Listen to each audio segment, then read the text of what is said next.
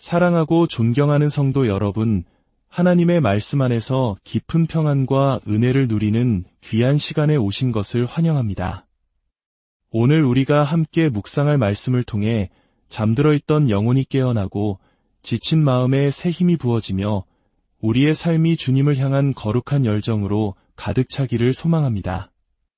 말씀을 듣기 전 잠시 우리의 마음을 주님께 모으는 기도의 시간을 갖겠습니다.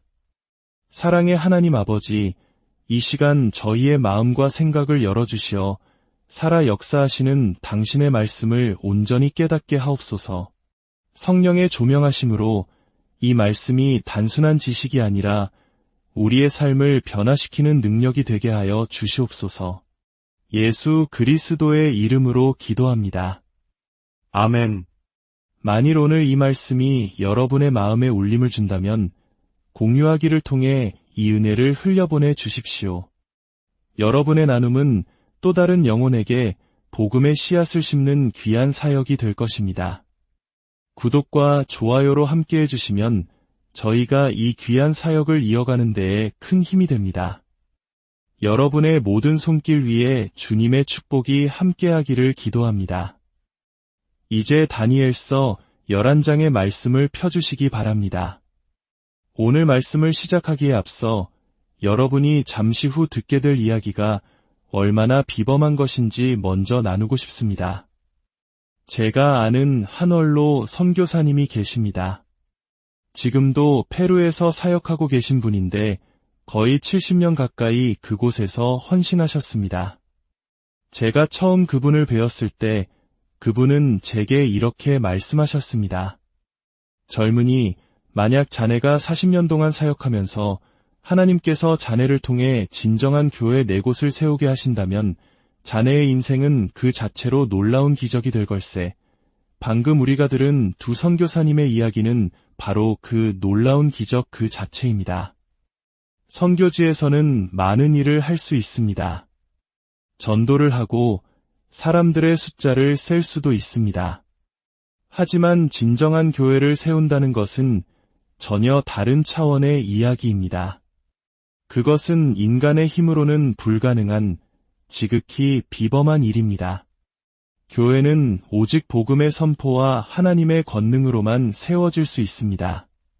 그렇기에 우리가 들은 그 수많은 교회와 성도들의 이야기는 말로 다 표현할 수 없는 하나님의 역사이며 우리는 이것이 얼마나 위대한 일인지 깨달아야 합니다. 그리고 만약 여러분이 그들을 돕고 있었다면 여러분 또한 그 기적의 한 부분을 감당하고 있었다는 사실을 기억해야 합니다. 이제 다니엘서 11장 32절 말씀을 함께 보겠습니다. 그가 또 언약을 배반하고 악행하는 자를 속임수로 타락시킬 것이나 오직 자기의 하나님을 아는 백성은 강하여 용맹을 떨치리라. 함께 기도하겠습니다. 아버지 하나님, 저희가 이미 들은 말씀에 감사드립니다. 당신의 종들에게, 형제와 자매들에게 베푸신 그 놀라운 은혜를 찬양합니다. 오 하나님, 이제 이 자리에 모여 말씀을 듣는 이들을 위해 기도합니다. 하나님, 그들에게 들을 귀를 허락하여 주시옵소서. 그리고 주님, 저에게 힘을 주시고 도와주시옵소서. 이들을 위해, 그리스도를 위해 간구합니다. 수많은 설교와 말이 있었지만 오 주님, 당신의 능력을 나타내 보여주시옵소서. 하나님, 제발 간구합니다. 주님이 필요합니다. 오 하나님, 당신의 일을 행하여 주시옵소서. 특별히 이 자리에 있는 청년들, 젊은이들 가운데 당신의 위대한 일을 행하여 주시옵소서. 예수님의 이름으로 기도합니다. 아멘. 방금 제가 읽은 본문은 종말론과 깊은 관련이 있으며 학자들 사이에서도 많은 논쟁이 있는 구절입니다. 하지만 저는 오늘 그 신학적 논쟁은 잠시 접어두고 오직 한 가지에만 집중하고 싶습니다. 본문에는 하나님의 백성을 대적하는 극도로 사악한 존재가 등장하며 시대 또한 극심한 악의 시대입니다. 그렇기에 우리는 이 본문을 어떻게 해석하든 오늘날 우리에게 적용할 수 있는 분명한 교훈을 발견할 수 있습니다. 언약을 배반하는 자를 속임수로 타락시킬 것이나 오직 자기의 하나님을 아는 백성은 강하여 용맹을 떨치리라. 이 말씀은 어느 시대에나 동일하게 적용되는 진리입니다. 한 예언자는 내 백성이 지식이 없으므로 망하는도다 라고 탄식했습니다. 지난 몇 년간 저는 이 세상에서 제 눈으로 결코 보게 될 리 없다고 생각했던 일들을 목격했습니다. 거대한 악과 칠흑 같은 어둠이 온 세상을 뒤덮고 있습니다. 마치 수천 킬로미터 높이와 너비의 거대한 어둠의 쓰나미가 점점 더 빠른 속도로 우리에게 다가오는 것 같습니다. 기괴한 부도덕, 복음에 대한 적대감, 우리 주님을 향한 증오가 만연합니다. 우리는 이 본문이 시대적 상황에 깊이 공감할 수 있습니다. 하지만 여기서 우리가 주목해야 할 점이 있습니다. 하나님께서는 이런 시대에 우리에게 마차를 둥글게 모아 방어벽을 치고 두려움에 떨며 어떤 위대한 사건이 일어나기만을 숨어서 기다리라고 말씀하지 않으십니다. 주님은 우리에게 앞으로 나아가라고 명령하십니다. 본문은 하나님을 아는 자들이 살아남을 것이라고 말하지 않습니다. 하나님을 아는 백성은 강하여 용맹을 떨칠 것이라고 선포합니다. 이 교회에도 그리고 신학교에도 하나님을 아는 비범한 형제자매들이 있습니다. 사실 저에게 어떤 질문이나 문제가 생기면 저는 종종 그들에게 전화를 걸어 조언을 구하기도 합니다. 하지만 저는 오늘 밤 그들이 아니라 바로 여러분에게 말씀드리고 있습니다. 교회의 성도인 여러분, 평신도인 여러분, 그리고 이제 막 회심한 여러분에게 말입니다. 만약 제가 할 수만 있다면 여러분의 얼굴을 제 두 손으로 감싸고 가까이 다가가 이렇게 말하고 싶습니다. 제 말을 들어보세요. 지금은 혼란스러운 시대, 끔찍한 시대입니다. 하지만 찰스 디킨스의 말을 빌리자면 지금은 최악의 시대이자 동시에 최고의 시대입니다. 1세기와 같은 짙은 어둠 속에서 우리에게는 1세기 그리스도인처럼 살아갈 기회가 주어졌습니다. 그러나 이것은 오직 우리가 우리 하나님을 알 때에만 가능합니다. 우리를 산만하게 하는 모든 어리석은 것들을 내려놓고 아무것도 아닌 수많은 활동들을 멈추고 오직 가장 중요한 우선순위에 집중할 때에만 가능합니다. 그 우선순위란 바로 당신의 하나님을 아는 것입니다. 교회 역사를 돌아보면 헌신과 용기가 비범했던 수많은 인물들을 만나게 됩니다. 그들은 자신의 모든 것을 기꺼이 내어주었습니다. 무엇이 그들을 그토록 다르게 만들었을까요? 왜 그들은 우리와 달라 보일까요? 그들이 우리보다 더 나은 혈통으로 태어났기 때문일까요? 결코 아닙니다. 그들도 아담의 후손이었습니다. 그렇다면 더 나은 영을 받고 거듭났기 때문일까요? 아닙니다. 하나님은 당신의 자녀들을 차별하지 않으십니다. 그렇다면 차이점은 무엇일까요? 바로 이것입니다. 만약 여러분이 그들에게서 용기와 열정, 그리고 절제를 본다면 그것은 오직 그들이 보통의 신자들보다 하나님을 더 많이 알았기 때문입니다. 그리스도를 더 깊이 알았고 그분이 치르신 대가를 더 생생하게 알았기 때문입니다. 그리고 그 지식은 그들이 간절히 구했기에 주어진 것입니다. 그들은 성경 속에서 그리고 기도 속에서 하나님 알기를 구했습니다. 세상에서 가장 연약한 사람도 하나님을 아는 지식 안에서 강해질 수 있습니다. 가장 쓸모없어 보이는 종도 비범한 일꾼이 될 수 있습니다. 그러나 그것은 오직 그들이 자신의 하나님을 아는 정도에 달려 있습니다. 그리고 그 핵심은 바로 예수 그리스도의 인격과 사역 안에서 하나님을 아는 것입니다. 그분은 우리의 전부이십니다. 그분의 능력과 아름다움, 그분의 영광과 당신의 백성을 향한 사랑은 측량할 길이 없습니다. 그분이 십자가 위에서 우리를 위해 겪으신 고통의 깊이는 인간이나 천사조차 온전히 이해할 수 없으며 오직 하나님의 마음속에서만 정확히 이해될 뿐입니다. 그 지식 안에 우리를 위한 힘의 샘이 있고 동기부여의 원천이 있습니다. 그분을 아는 것, 그것이 바로 그리스도인의 삶의 위대한 동기입니다. 이제 다니엘서 12장으로 넘어가 보겠습니다. 2절과 3절입니다. 땅의 티끌 가운데에서 자는 자 중에서 많은 사람이 깨어나 영생을 받는 자도 있겠고 수치를 당하여서 영원히 부끄러움을 당할 자도 있을 것이라.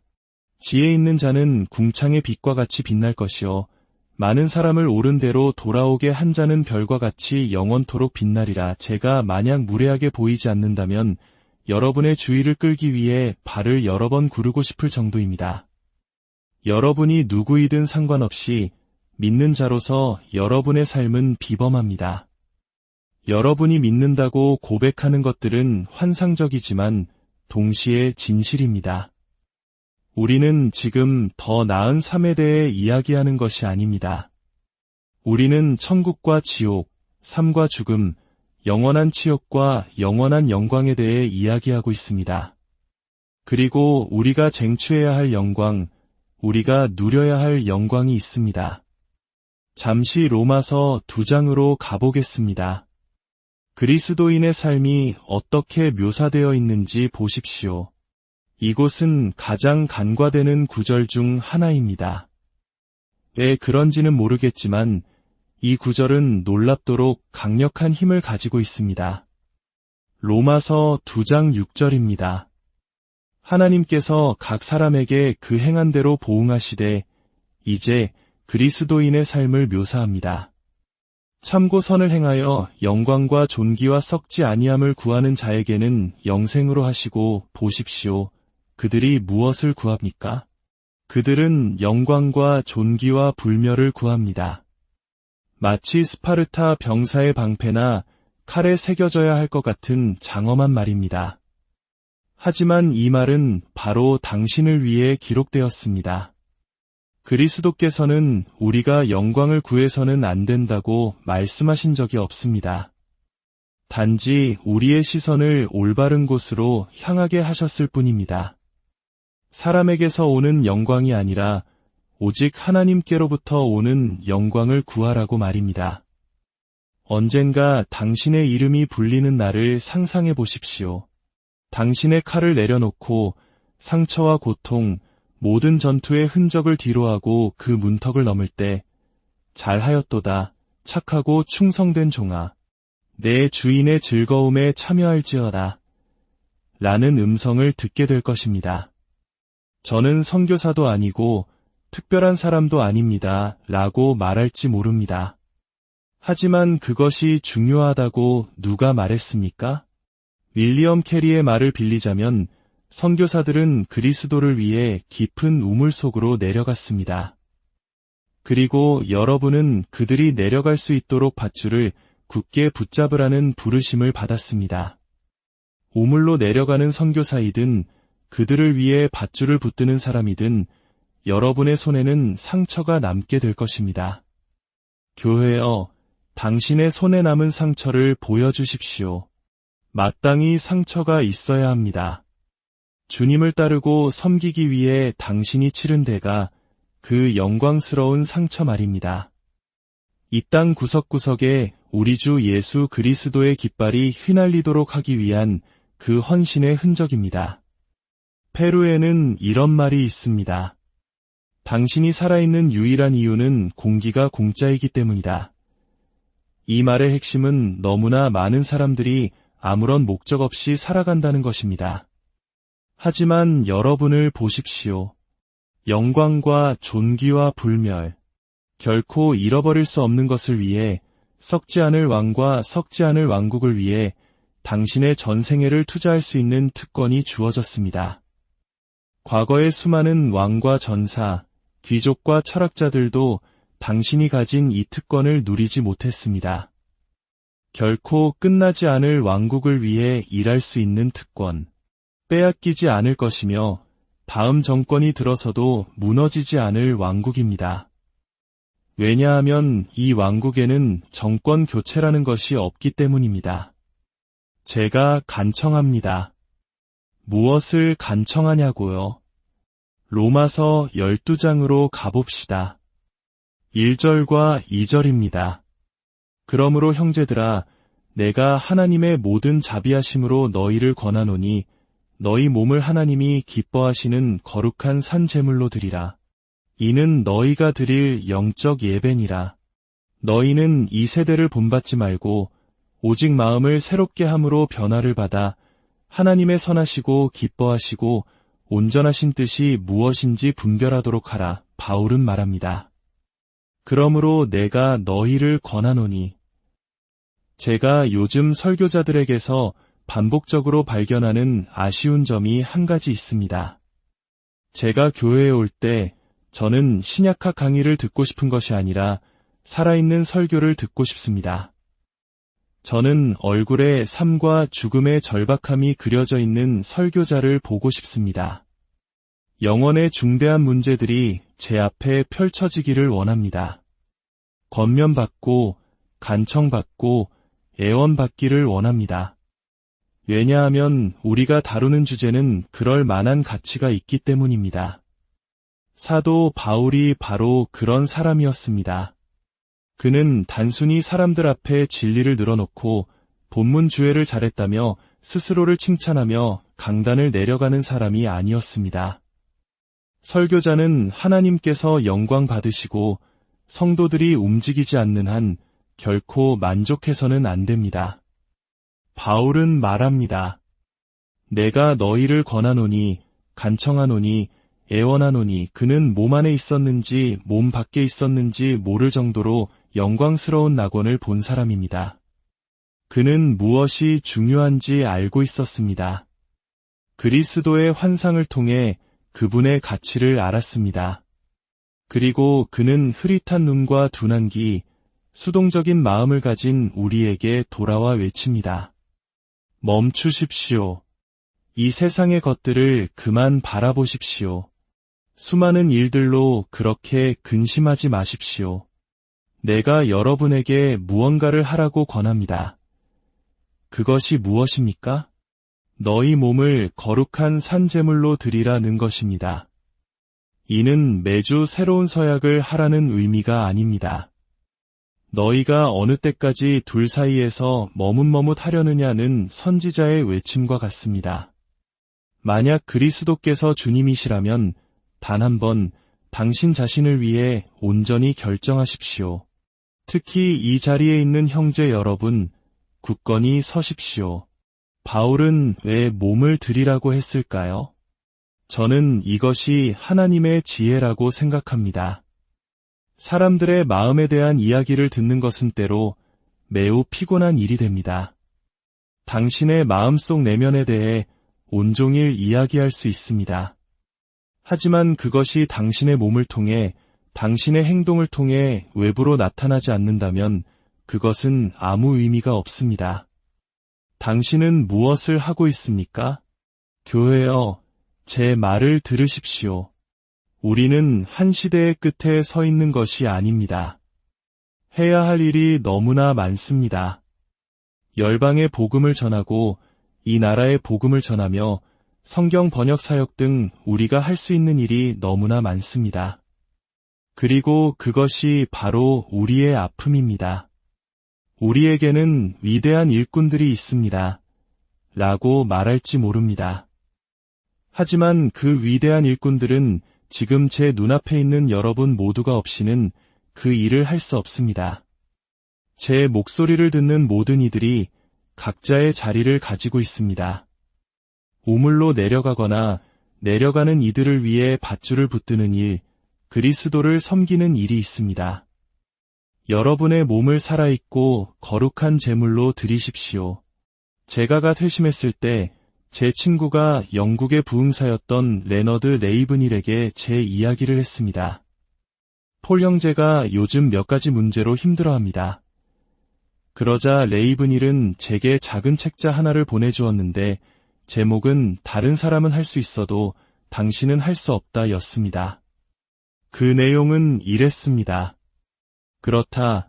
다른 사람들은 세상과 어울려 놀 수 있다. 세상과 손잡고 걸을 수 있다. 하찮은 삶을 살고 사소한 게임을 하며 시간을 보낼 수 있다. 하지만 당신이 만약 하나님의 도구가 되기를 원한다면 당신은 그럴 수 없다. 그리스도인의 삶은 당신이 무엇을 하느냐에서 시작되지 않습니다. 당신이 무엇을 하지 않느냐에서 시작됩니다. 만약 당신이 어떤 것들로부터 돌아서지 않는다면 당신이 다른 편에서 무엇을 하든 아무 소용이 없습니다.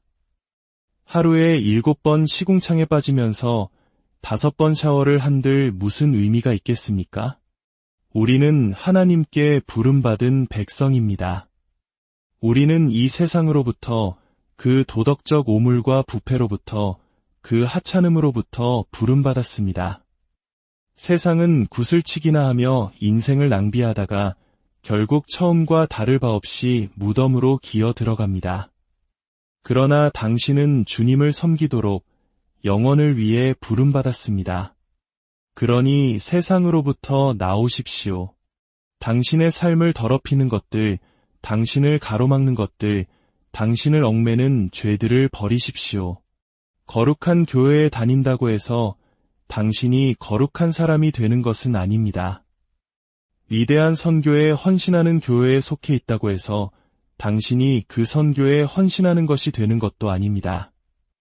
대리인을 통해 이 영적 전쟁을 치르려 하지 마십시오. 당신은 너무나 특별한 존재입니다. 당신에게는 당신만의 자리가 있습니다. 부도덕함뿐만 아니라 사소하고 무의미한 것들로부터도 나오십시오. 낭비되는 그 많은 시간들, 아닙니다. 그것은 당신을 위한 것이 아닙니다. 소망 없는 자들에게나 그런 것들을 주십시오. 당신에게는 영생과 영광, 그리고 영원한 목적에 대한 소망이 있습니다. 잠자는 자여, 깨어나 일어나십시오. 그들 가운데서 나오십시오. 주님은 당신을 아들과 딸로 부르셨습니다. 당신의 이름은 시온에 생명책에 기록되어 있습니다. 나오십시오. 그리고 수고하고 고통받고 울부짖고 싸우는 이들과 힘을 합치십시오. 여러분의 몸을 하나님께 기쁨이 되는 거룩한 산 제물로 드리십시오. 우리가 이 어둡고 뒤틀리고 악취나는 세상에 받아들여지는지 아닌지가 뭐가 중요합니까? 죽은 자들은 죽은 자들과 이야기하게 내버려 두십시오. 당신의 유일한 관심사는 하나님께 받아들여지고 그분의 눈에 기쁨이 되는 일을 하는 것이어야 합니다. 이것은 집단을 향한 이야기가 아닙니다. 바로 당신, 그리고 당신, 바로 당신을 향한 이야기입니다. 이것이 여러분이 드릴 합당한 혹은 이성적인 예배라고 말씀합니다. 한 번은 무신론자와 논쟁한 적이 있습니다.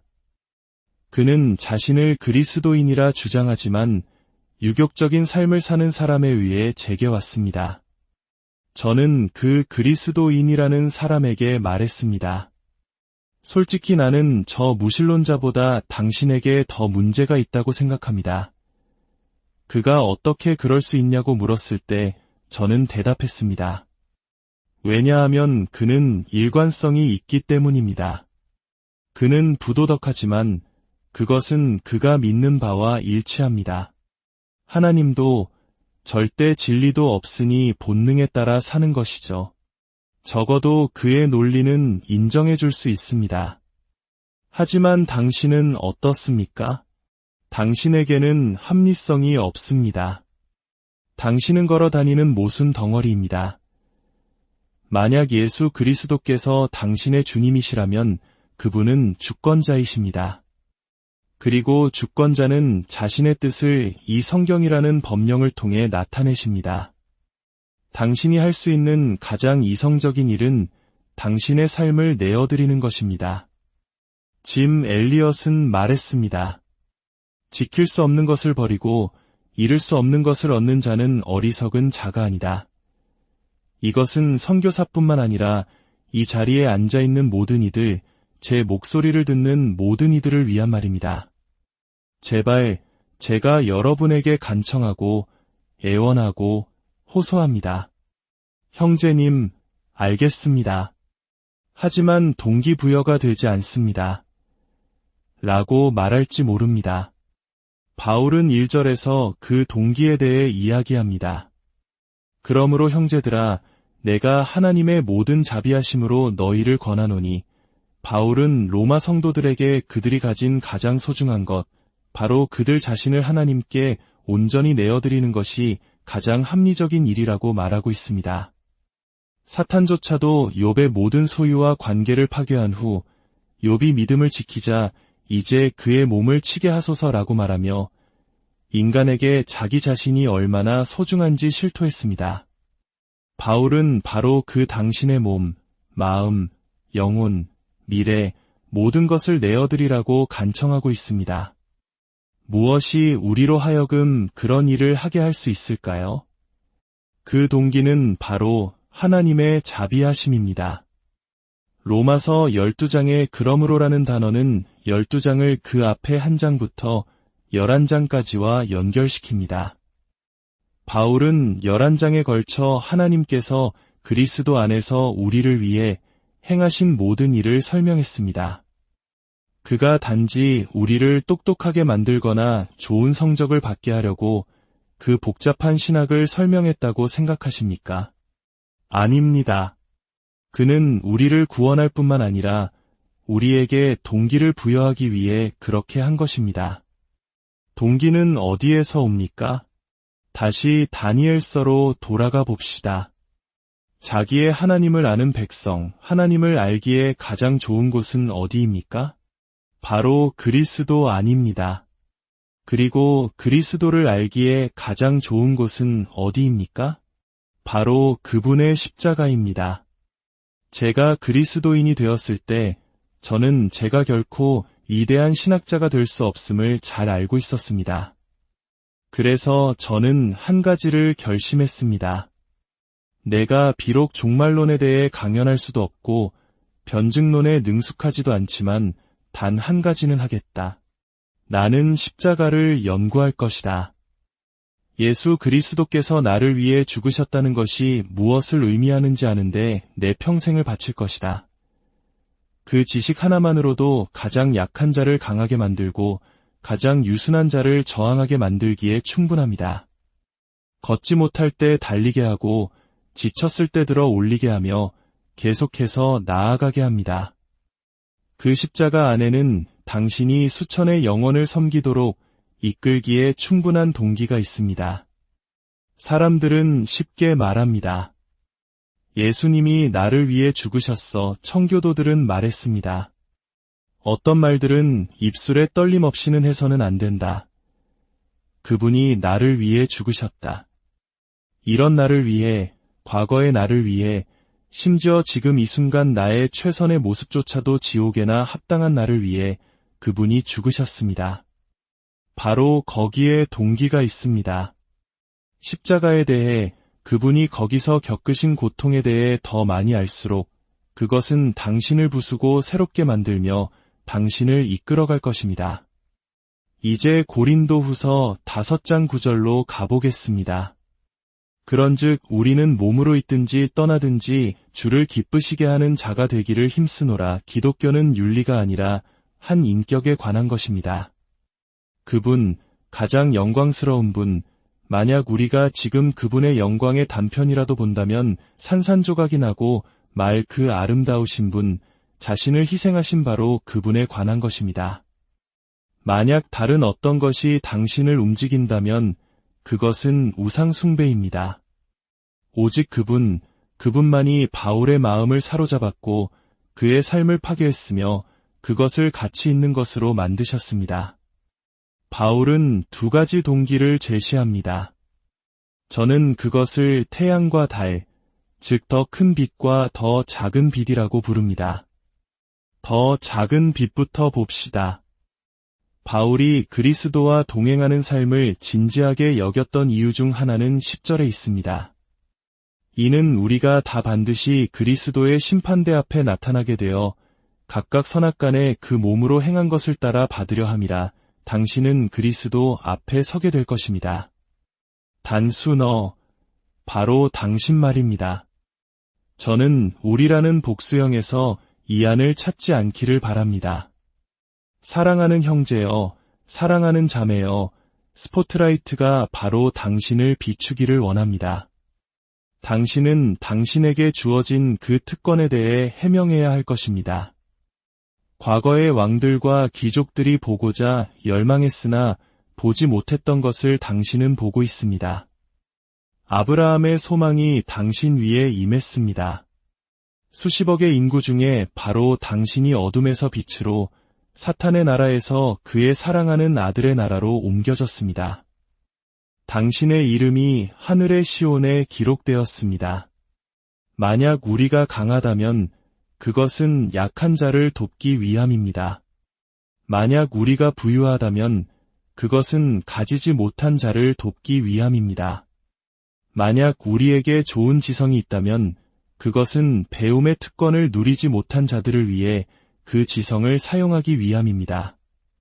그 특권은 우리에게 책임감을 부여하고 우리를 움직입니다. 이제 더 큰 빛을 봅시다. 14절입니다. 그리스도의 사랑이 우리를 강권하시는도다. 많은 사람들이 이 구절을 오해합니다. 이것은 그리스도를 향한 바울의 위대한 사랑이 그를 지배했다는 뜻이 아닙니다. 아닙니다.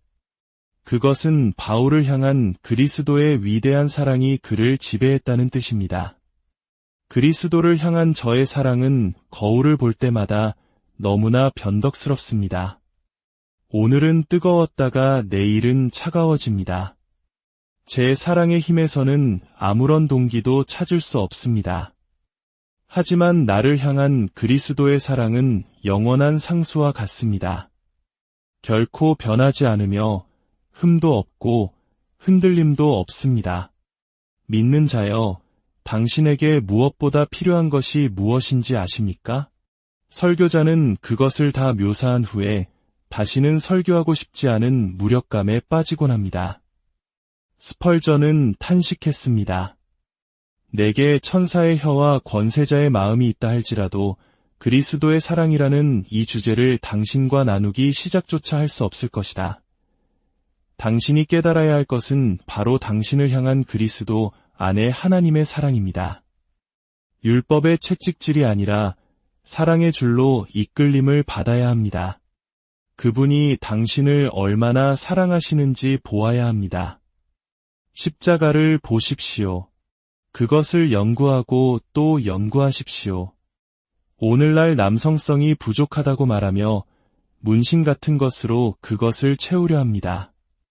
진정으로 강해진 남자를 보고 싶습니까? 그렇다면 그가 자신을 향한 하나님의 변치 않는 사랑을 깨닫는 은혜로 강건해지게 하십시오.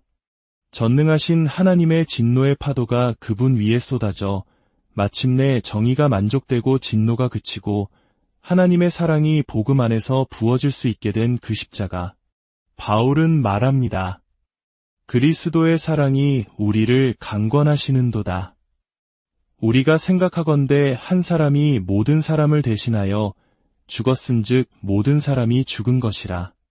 그가 모든 사람을 대신하여 죽으심은 살아있는 자들로 하여금 다시는 그들 자신을 위하여 살지 않고 오직 그들을 대신하여 죽었다가 다시 살아나신 이를 위하여 살게 하려 하심이라. 그분이 죽으셨습니다. 나 같은 자를 위해 이제 어디로 갈 수 있겠습니까? 당신은 이제 행복한 포로입니다. 저는 제 과거의 삶과 그 죄악들을 증오합니다. 하지만 그것들도 한 가지 목적에는 기여합니다. 그분께서 바로 그런 나를 위해 죽으셨다는 사실을 더 깊이 깨닫게 하는 것입니다. 바울이 도망치고 싶을 때마다 그의 발걸음을 멈추게 한 것은 윤리나 원칙이 아니었습니다. 바로 이것이었습니다. 예수 그리스도께서 나를 위해 죽으셨다. 그런즉 누구든지 그리스도 안에 있으면 새로운 피조물이라. 이전 것은 지나갔으니 보라 새 것이 되었도다. 이 말씀은 단순히 개인의 구원만을 의미하지 않습니다. 그리스도를 통해 당신은 새로운 창조의 시작, 첫 열매가 되었습니다. 새 하늘과 새 땅은 당신이 구원받은 그날 당신 안에서 이미 시작되었습니다. 교회여, 주님을 섬기십시오. 그분이 당신을 부르신 그 자리에서 그분이 주신 은사대로 그분을 섬기십시오. 그러면 씨 뿌리는 자와 거두는 자, 우물로 내려간 자와 밧줄을 붙든 자가 모두 함께 기뻐하게 될 것입니다. 이것은 모든 것을 위한 삶의 헌신입니다. 저는 그 축제의 날을, 본향으로 돌아갈 날을, 나팔 소리를, 성도들과의 모임을 간절히 기다립니다. 부디 하나님의 섭리 안에서 당신의 은사대로 당신의 삶을 향한 그분의 계획에 따라 당신 자신을 살아있는 제물로 드리십시오. 그분을 위해, 그리고 당신 자신을 위해 함께 기도하겠습니다. 아버지 하나님, 당신의 말씀에 감사드립니다. 오 하나님, 제발 당신의 성령으로 이 말씀이 헛되지 않게 하옵소서. 주님, 이 말씀에 손을 얹어주시고 당신의 것으로 주장하여 주시옵소서. 구원받지 못한 영혼들을 구원하여 주시고 낙심하여 쟁기에서 손을 놓은 신자들에게 다시 붙잡을 힘을 주시옵소서. 자신은 아무것도 드릴 것이 없다고 생각하는 이들에게 그 생각이 얼마나 거짓된 것인지 보여주시옵소서. 오 하나님, 이 교회가 더 위대한 일을 향해 나아가도록 생기를 불어넣어 주시옵소서.